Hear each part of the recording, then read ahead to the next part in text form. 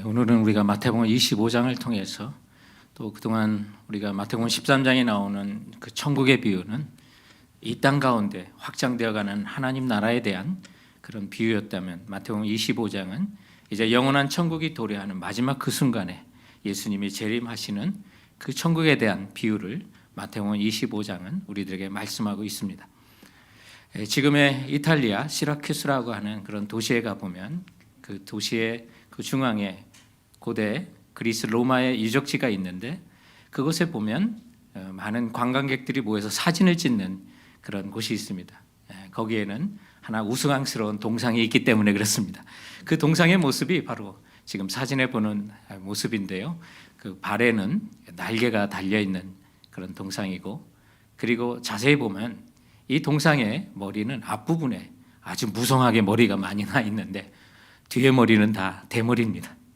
그래서 참 우습게 생겨서 웃음이 나오기도 하지만, 그러나 그 아래에 있는 그 동상의 설명을 보면 많은 사람들이 수긍하고 이제 머리가 숙연해지게 되는데, 거기에는 다음과 같은 설명이 있기 때문에 그렇습니다. 앞머리가 무성한 이유는 사람들이 나를 보았을 때 쉽게 붙잡을 수 있도록 하기 위함이고, 뒷머리가 대머리인 이유는 내가 지나가면 사람들이 다시는 붙잡지 못하도록 하기 위함이며, 발에 날개가 달린 이유는 최대한 빨리 지나가기 때문이다 라고 하는데, 이 동상의 이름은 opportunity, 바로 기회라고 하는 이름을 갖고 있는 그런 동상입니다. 순식간에 지나가기 때문에 붙잡지 않으면 다시 붙잡을 수 없다는 것인데요, 우리 세상에 있는 모든 그리스도인들에게 있어서 결코 놓쳐서는 안 될 한순간이 있다면 그것은 바로 예수님의 재림하시는 그 순간일 것입니다. 그 순간을 어떻게 맞이할 것인가, 그것을 통해서 우리는 이 땅에 사는 것을 통해서 그 순간을 우리는 결정하게 될 것입니다. 어떤 사람에게는 두렵고 떨리는 가운데 예수님의 재림을 만날 것이고, 또 어떤 사람은 그토록 사모하며 기다리는 가운데 예수님의 재림을 만날 수도 있기 때문입니다. 그런 마지막 그 순간의 모습은 오늘을 우리가 어떤 자세로 예수님의 재림을 기다리며 사느냐에 따라서 달라질 것입니다. 이 세상 사람들도 저들의 행동은 저들이 갖고 있는 가치관에 따라서, 신념에 따라서 그 행동이 달라지는 것을 보게 되는데요, 우리 그리스도인은 바로 믿음에 따라서 오늘을 살아가는 그 모습이 달라지는 것을 보게 됩니다. 그래서 예수님의 이 땅에 재림하시는 그 순간이 과연 우리가 평소의 삶을 어떻게 사느냐에 따라서 그날이 정말 두려운 가운데 임하는 사람도 있는가 하면, 정말 사모하고 기다리는 가운데 영광 가운데 주님의 다시 오심을 만나는 것도 오늘의 우리의 삶을 통해서 결정하게 되는 것입니다. 그러므로 우리가 결코 놓쳐서는 안 돼 단 한 번에 우리 성도들에게 찾아오는 그 기회, 예수 그리스도께서 심판자로 이 땅에 다시 오시는 그 재림의 순간이 영광 가운데 우리가 주님을 만날 수 있기를 소망하면서 오늘 본문을 통해서 주시는 그 교훈을 살펴보고자 하는 것입니다. 오늘 저희들은 이제 마태복음 25장을 다루게 되는데, 마태복음 25장은 24장에 연속되는 감람산 강화라고 하는 별명을 갖고 있는 그런 성경의 구절입니다. 예수님께서 예루살렘을 불쌍히 보시며 안타까워하시며 감람산, 예루살렘의 동쪽에 있는 그 산에서 제자들에게 하신 그 말씀이 오늘 저희들이 읽는 그런 교훈이 되겠습니다. 그렇다면 오늘 본문 앞에 있는 마태복음 24장은 어떤 말씀이냐? 바로 종말장이라고 부르는, 이 세상에 어떻게 멸망이 오고 종말이 올 것인지에 대해서 자세히 기록한 장이 됩니다. 특히 3절에 보면 예수님의 제자들이 마지막 그 순간에 주의 임하심과 세상 끝에는 무슨 징조가 있겠사옵나이까? 라고 하는 그 질문에 예수님께서 예수님의 재림이 어떤 순간에 어떤 모습으로 올 것인지를 명확하게 말씀해 주고 있는데, 이 마태복음 24장의 결론격인 42절에 보면 그러므로 깨어있으라, 어느 날에 너희 주가 임할런지 너희가 알지 못함이라 하시고, 그리고 44절에도 다시 반복해서 너희도 준비하고 있으라, 생각하지 않은 때에 인자가 오리라 말씀하시고, 이어지는 말씀이 바로 저희들의 본문 마태복음 25장 1절입니다. 그때 천국은 마치 등을 들고 신랑을 맞으러 나간 열 처녀와 같으니라고 하는 말씀으로 비유를 말씀하시는데, 여기 신랑은 바로 우리가 기다리는 우리 구주 예수 그리스도를 예표하고 있는 말씀입니다. 그러므로 이 비유를 시작으로 예수님의 재림을 우리 성도들이 정말 어떤 자세로 합당하게 기다려야 되는지를 마태복음 25장에는 세 가지 비유로 말씀하시는데, 그 첫 비유가 오늘 저희들이 읽었던 열처녀 비유고요. 그리고 바로 이어지는 비유가 달란트 비유, 그리고 마지막에는 양과 염소의 비유로 나눠져서 종말에 예수님께서 양은, 염소는 이렇게 갈라 영원한 영벌과 영원한 천국으로 인도하는 것에 대한 말씀을 하십니다. 자, 그렇다면 마태복음 24장과 25장을 연결해 보면 24장에 깨어있으라 주가 언제 임할는지 너희가 알 수 없다고 하시고, 44절에 생각하지 않은 때에 인자가 오리라고 하시면서 오늘 25장에 이 세 비유를 하셨다면 굉장히 초점이 달라지는데, 주님 재림하심의 시제적인 강조점이 이 세 비유가 다 다르구나라는 사실을 깨닫게 됩니다. 그래서 오늘 저희들이 다루는 이 열처녀의 비유는 주님이 곧 재림하지 않을 거라고 어리석게 생각하는 사람에게 경고를 주는 그런 비유가 되고, 그리고 달란트 비유는 주님이 곧 오실 거라고 생각해서 우리 아무것도 안 하고 기다리면 되겠다고 하는 그 어리석은 사람에게 경고를 주는 말씀이고, 그리고 양과 염소는 언제 오시든 주님 오심을 기다려야 한다고 하는 이런 시제적인 그 초점에도 강조하시면서 비유하시는 것이 마태복음 25장의 말씀이 되는 것입니다. 그래서 이 세 비유가 다루는 25장 가운데 첫 번째인 우리가 열처녀 비유를 통해서 여기에 미련한 처녀, 슬기로운 처녀 다 존재하는구나. 결국 우리가 놓쳐서는 안 된 예수 재림의 그 순간이 영광된 순간으로 맞이하기 위해서 우리가 본문을 통해서 배워야 할 것이 있는데, 첫 번째는 신앙 결과, 신앙 생활에 따라서 너무나도 다른 결과를 맞이하고 있구나라는 사실을 우리 좀 깨달았으면 좋겠어요. 우리가 그저 명목상의 그리스도인으로 살아갈 것인지, 아니면 정말 올인을 하고 천국을 위하여 우리 가진 것 다 팔고 올인해서 주님을 섬겨야 될 것인지, 그런 신앙의 결과에 따라서 정말 비슷하고 약간의 차이가 있는 그런 결과가 아니라 너무나 극과 극의 결과를 가져온다는 사실에 오늘 이 말씀은 우리들에게 경종을 주고 있다는 사실입니다.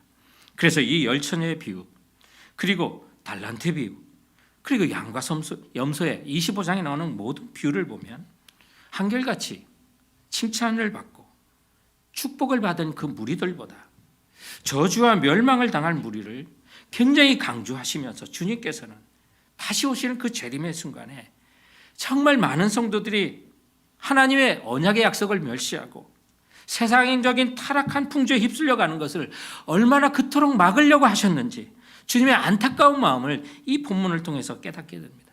왜냐고요? 그 결과가 너무 다르기 때문입니다. 혼인잔치에 들어가 신랑 되신 예수님과 함께 혼인잔치에 들어가는 자가 있는가 하면 똑같이 신랑을 기다렸던 그 사람들 중에 10절에 보면 문이 닫히고 들어가지 못하고, 아니 거기서는 좀 이해를 하는데 12절에 가서는 진실로 너에게 이르노니 내가 너희를 알지 못하노라 하니, 아니 그렇다고 주님 나를 알지 못한다고까지 하십니까? 이런 결과가 완전히 극과 극의 결과를 가져오고, 그리고 달란트의 비유 보면 5달란트와 2달란트에 칭찬받는 자가 있는가 하면 1달란트를 땅에 묻어두고 주님을 기다렸던 그 사람에게 30절에 보면 이 무익한 종을 바깥 어두운 데로 내쫓으라, 거기서 슬피 울며 이를 갈리라 하시고, 이거 완전히 극과 극의 결과를 가져옵니다. 그리고 양과 염소의 그 비유를 통해서 마태복음 25장 감람산 강화의 마지막 결론이 바로 46절에 있는데, 그들은 영벌에 그리고 의인은 영생에 들어가리라 하시니라. 성도 여러분, 저는 우리 교회 안에서도 정말 지혜로운 처녀들이 있는가 하면 정말 어리석은 처녀들이 있는 것을 오늘 이 본문은 우리들에게 경고하고 있기 때문에 참 경성하는 마음으로 이 말씀을 보게 되더라고요. 그래서 정말 어떤 사람은 10을 주고 어떤 사람은 8만 주고 해서 비슷하게 상품을 다 주고 끝나는 것이 아니라 그날에 어떤 자는 들어가지도 못하고 영벌에 처하고 주님이 내가 너를 알지 못한다고 하신 이 정도인가? 그러나 주님이 하시는 말씀은 진리 아닙니까? 우리가 그대로 받들어야 될 그런 말씀 아니십니까? 그리고 주님께서 이 말씀하신 것은 이제 예수님의 십자가 순환을 바로 앞에 두고 제자들에게 하시는 말씀이에요. 그래서 주님이 이제 곧 재림하시는 것까지도 말씀하시면서 앞으로의 곤란과 핍박과 수많은 환경에 어려움을 당할 그 제자들에게 그 가운데서도 소망을 잃지 않고 끝까지 믿음을 지키고 살 것을 말씀하시는 것이고, 예수님이 그토록 얘기하셨던 십자가의 순환과 죽으심과 부활하심도 정말 문자적으로 역사적으로 그대로 성취됐듯이 예수님의 다시 오시면 이 말씀도 그대로 성취된다고 하는 사실을 알려주면서 지금 제자들을 깨우고 있는 것이고요. 오늘 정말 일상에 늘 하던 식으로 경성하고 신령과 진정으로 이 자리에 오지 않고 그저 명목상의 그리스도로 온 성도들에게도 오늘 경고하시는 그 말씀이 오늘의 본문 말씀이 되는 것입니다. 그러므로 오늘 본문이 가르치는 두 번째 교훈이 있다면, 우리 신랑 예수를 기다리는 비슷한 신앙의 형식들이 우리 모두가 갖고 있다는 거예요. 어떻게 보면 우리 모두가 겉으로는 표시가 안 나요. 우리들의 믿음이 여러분 겉으로 드러납니까? 주님만이 명확히 아시죠. 어떤 거는 우리의 선한 행실로 말미암아 그것이 표시가 나기도 하지만, 그러나 대부분의 우리는 알 수 없습니다. 주님만이 명확히 아세요. 오늘 본문을 보세요. 열처녀들이 신랑을 기다리는 모습이 대부분 비슷한 형식으로 나타나는데, 이것이 우리들이 주님을 섬기고 예배하는 그런 형식도 비슷하구나라는 사실을 깨닫게 해요. 여기 신부 들러리들이 열처녀들이 있는데, 이스라엘의 문화 속에서 신부 들러리라고 생각하시면 됩니다. 그래서 결혼잔치에 초대된 그 신부의 아주 절친한 친구들을 가르치는데, 그 의미상 신부를 이렇게 처녀라고 이렇게 열 사람들을 다 이렇게 지칭을 한 거고요. 특히 이 열처녀들은 신랑 대신 예수의 재림을 기다리는 바로 우리들의 모습을 지금 말씀하고 있는 것입니다. 그런데 그 가운데는 미련한 다섯 처녀가 있고 슬기로운 다섯 처녀로 구분이 된다는 거예요. 외적으로는 다른 것이 없습니다. 다 함께 잔치에 초대받았고요. 그 초대 또 다 함께 가겠다고 응했고요. 그렇게 신부의 들러리가 돼서 다 같이 신랑을 기다렸습니다. 우리 교회 안에도 외형적으로 형식적으로 모두가 모습이 비슷해요. 믿음의 차이가 있다 하더라도 함께 예배드리고 같이 기도하고 같이 찬양하면서 별다른 차이가 없는 것과 방불합니다. 그래서 오늘 본문에 보면 예수님의 더디오심도 같고 모두가 졸고 있고 등도 같이 갖고 있다는 모습에서 신앙생활의 형식들이 다 비슷하구나. 여러분, 여기 슬기로운 처녀나 미련한 처녀 다 예수님이 오시는 시간이 같았습니다. 같은 시간에 오셨어요. 같은 조건 안에 오셨다는 거예요. 그리고 주님의 재림의 때에 대한 그 교훈을 오늘 5절과 6절에 보면, 신랑은 더디 오므로 다 졸며 잘세, 밤중에 소리가 나되 보라 신랑이로다, 맞으라 나오라 하며. 모두에게 신랑이 더디 왔어요. 근데 신랑은 왜 자기가 기다리는 사람들이 깨어 환영할 만한 때에 오지 아니하시고 모두가 지쳐 잠들었을 그때 오셨을까? 돌연히 찾아오신 거예요. 오늘 이 주님의 비유가 우리에게 무엇을 가르칠까요? 왜 우리 신랑 대신 예수님이 더디 오십니까? 마라나타 주 예수여 어서 오시옵소서. 2000년 전부터 예수님의 제자들이 그토록 사모하면서 주님 빨리 와달라고 했는데 왜 지금까지 주님 안 오시는 겁니까? 거기에는 이유가 있는 겁니다. 하나는 예수님이 더 많은 백성이 주께 돌아오기를 기다리세요. 모든 백성, 모든 방언, 모든 민족 가운데 예수님을 인정하고 주께 돌아오기를 기다리시는 그 주님의 마음이 느껴지는 거고, 또 하나가 있다면 재림을 기다리는 성도들의 마음이 진실한가를 주께서 시험하기를 원하시는 거예요. 그래서 정말 우리들을 연단시켜서 주님 오실 때 부끄러움이 없도록 수기를 주님, 그래서 기다리시면서 오늘 어제 왔으면 큰일 날 뻔했어요. 오늘 이 말씀을 안 듣고 어제 왔으면 어떨 뻔했어요. 그러나 주님께서 더디하시면서 우리가 조금 더 주님 오심을 기다리는 성도들이 되기를 바라시는 거예요. 오늘 신랑의 잔치에 들어간 슬기로운 처녀가요, 깨어 있었기 때문에 그 잔치에 들어갔다고 속단하지 마세요. 오늘 본문에 보면요, 다 같이 졸고 있었어요. 그리고 다 잤다고 그래요. 그런데 그 말씀을 묵상하면서 여기 슬기로운 처녀도 다 졸며 다 잘세라고 그랬는데 그게 큰 위로가 되더라고요. 때로는 깜빡깜빡 졸기도 하고 일상생활에 정말 나태해질 때도 많이 있는데 주님이 그래도 인정하시는구나. 그러나 주님께서 우리에게 기름을 준비하기를 원하시는구나 하는 그 생각을 하며 정말 감사하기도 하더라고요. 그리고 그 모든 사람들이 등도 다 같이 갖고 있었어요. 그 10명의 신부들이, 처녀들이 다 등을 가지고 있었다는 거예요.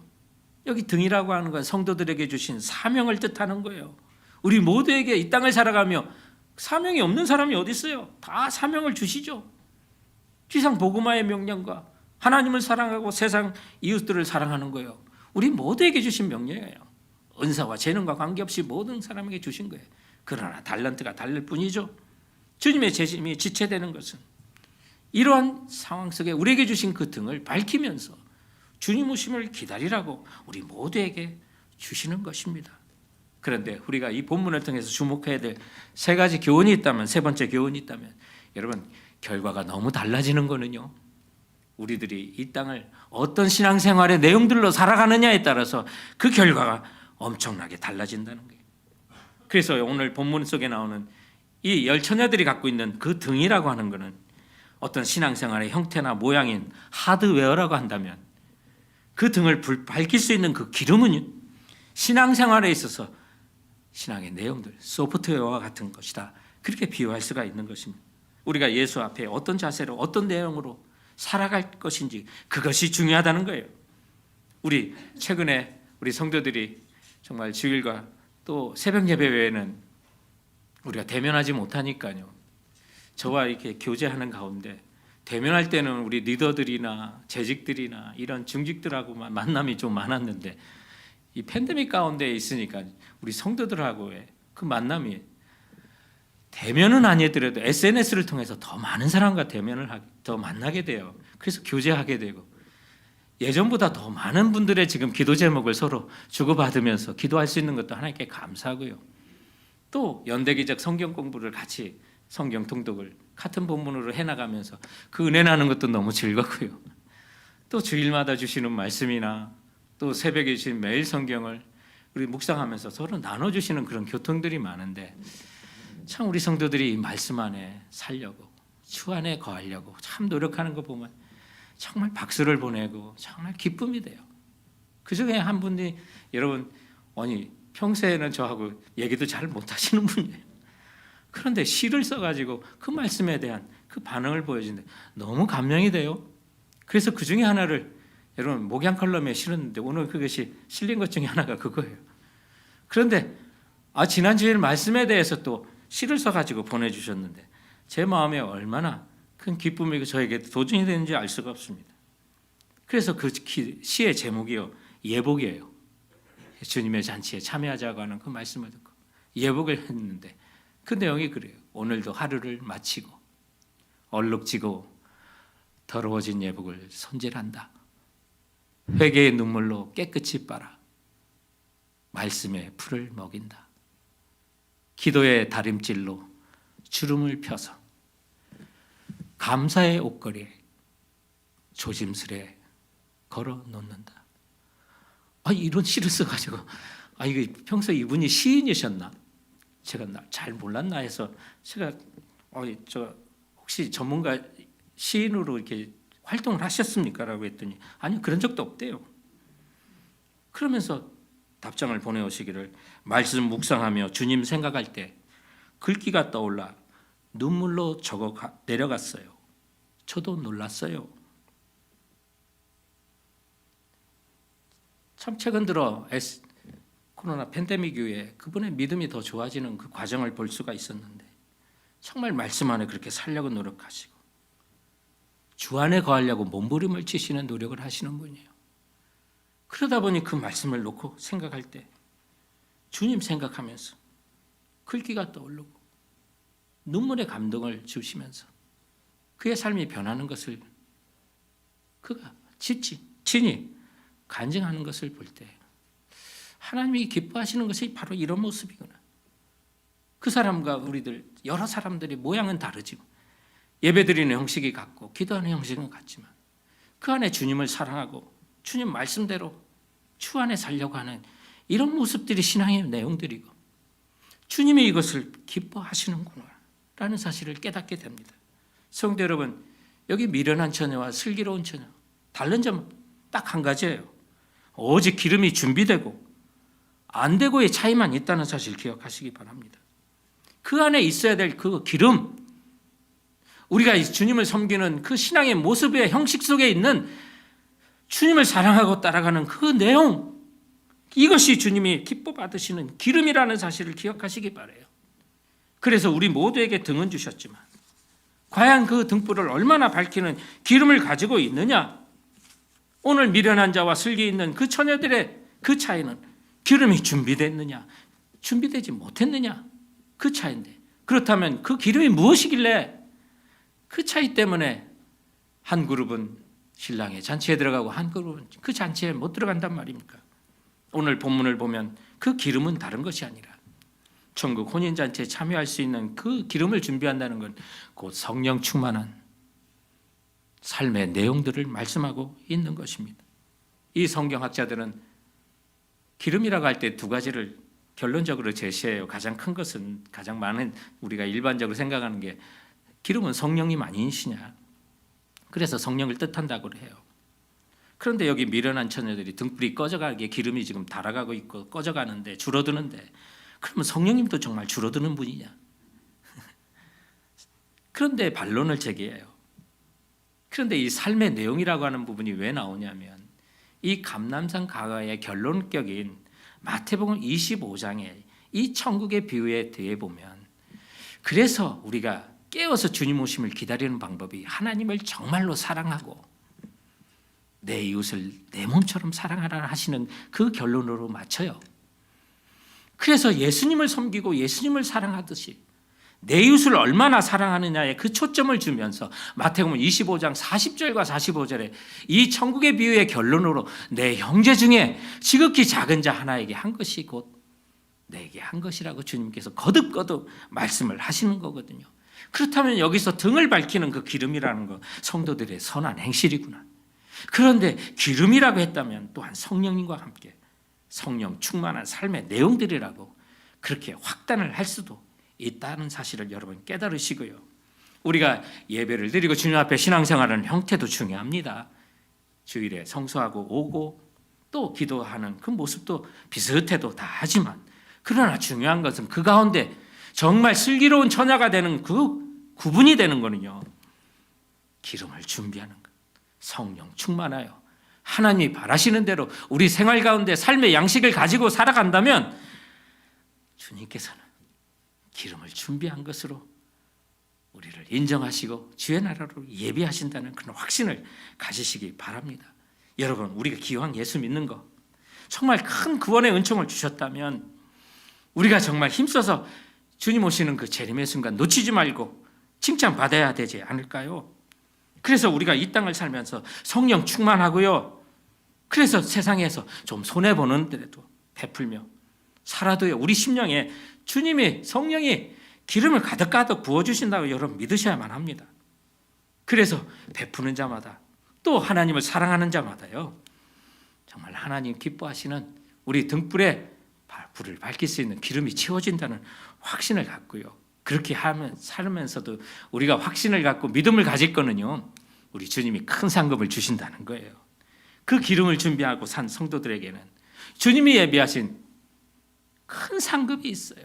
그게 뭐냐면 신앙생활에 포기할 수 없는 건데요, 우리 하나님의 즐거움에 참여하는데요, 그것도 모든 세상의 잔치는 하루 길어야 7일, 더 길어야 한 달 되겠지만 주님이 우리를 초청하는 그 즐거움의 잔치는요, 영원한 잔치에 우리를 초청하시는 거고요, 그리고 주님께서는 그렇게 기름을 잘 준비한 슬기로운 자들에게 풍족함을 약속하고 있다는 사실을 믿으시기 바랍니다.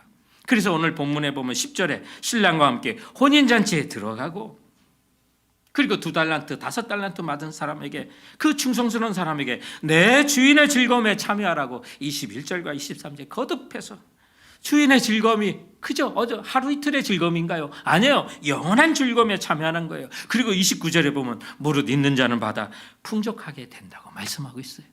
여러분, 우리가 정말 주님의 영원한 상급을 바라보고 살면요, 그리고 성령 충만하면요, 내 이웃도 보여요. 어려운 사람 눈에 보여요. 내가 도와줘야 될 사람이 왜 이렇게 많은지 알 수 없어요. 근데 성령 충만하지 않으면 나만 보이는 거죠. 그러니 시간과 물질과 모든 에너지가 나만을 위해서 쓰는 거예요. 그게 기름이 떨어져 가고 있는 거예요. 그러나 성령 충만하고 주님 사랑하다 보면 도와줘야 될 사람이 많아요. 그들에게 베풀고 달려가 도와주고 시간을 써도 부족한 게 그 더 시간이고요. 그런데 여러분, 돈이라는 게 이상해요. 움켜잡으면 없어지는데 베풀고 쓰면 더 풍족해지는 게 하나님 나라 법칙이에요. 정말 풍족해진다 하신 이 약속이 그대로 이루어지는 것을 우리 깨닫게 되는 것입니다. 그리고 우리 그렇게 살고 성령 충만한 사람은요, 어떤 고통과 어떤 어려움 속에서도, 그리고 코로나 팬데믹의 극심한 스트레스가 있는 상황 속에서도 찬송하게 되고요, 감사하게 되고요, 순종하며 살 수가 있게 되는 게 성령의 충만함과 주님이 부어주시는 기름 때문에 그렇게 살 수가 있는 거예요. 왜 그럼 찬송하고 감사하고 순종하는 삶이 중요한가? 그게 성령 충만의 결과고요, 성령 충만한 증거가 되기 때문에 그래요. 그리고 실제로 고난 가운데 찬송해 보세요. 우리 영혼에 기름이 부어져요. 한 푼 두 푼 써보세요. 나 쓰기도 부족한다고 생각했는데 어떻게 그렇게 많은 사람에게 써도 그렇게 부어주시는지, 아깝지 않은 게 천국의 법칙이고, 그것이 주님이 기름을 채워주시기 때문에, 성령을 부어주시기 때문에 가능하신 거예요. 여러분, 정말 주님이 나에게 포기할 수 없는 하나님의 영원한 즐거움을 우리에게 선사해 주실 거라는 확신이 있으세요? 그렇다면 성령 충만한 아름다운 선행이 우리 가운데 나타나길 바라는 거예요. 이건 믿음이 있어야만 합니다. 결국 의인은 믿음으로 사는 거예요. 성도는 믿음이. 주님의 이 재림의 순간에 내가 그 순간에 영화롭게 맞는다는 믿음이 있다면 우리는 성령 충만한 신앙의 아름다운 내용들을 가지고 살 수 있게 되는 것입니다. 믿음. 주님의 나를 위해 준비하신 그 상급이 있다는 그 믿음. 우리 성도님과 대화하다 보니까 우리 어떤 자매님이 우리 한국에 있는 친정 식구들에게 복음을 전했어요. 그리고 나중에 또 확인했더니 이 남동생은 믿지 않는 거예요. 근데 어머니는 열심히 예수님을 잘 믿어요. 그래서 물었대요, 남동생에게. 넌 왜 예수를 안 믿냐? 그랬더니, 누나, 성경을 봐. 예수님이 무리를 걷는데 죽은 자도 살리신대. 이거 믿어져? 어떻게 이런 데 믿어? 그러면서 엄마한테 물었대요. 엄마는 난 믿어진다. 왜 그게 믿어져? 아니, 예수님이 하나님인데 그까짓 건 못하겠냐? 저는 여러분에게 말씀 한 가지를 더 추가하고 싶어요. 여러분, 예수님이 하나님이신데 그까지 상급 못 주시겠습니까? 오늘 이 믿음으로 주님의 재림하시는 그 순간을 영광 가운데 맡게 하여 성령 충만한 삶의 내용으로 가득하고 삶의 현장으로 달려가시는 우리 성도들 되시길 주님의 이름으로 축원드립니다. 기도하시겠습니다.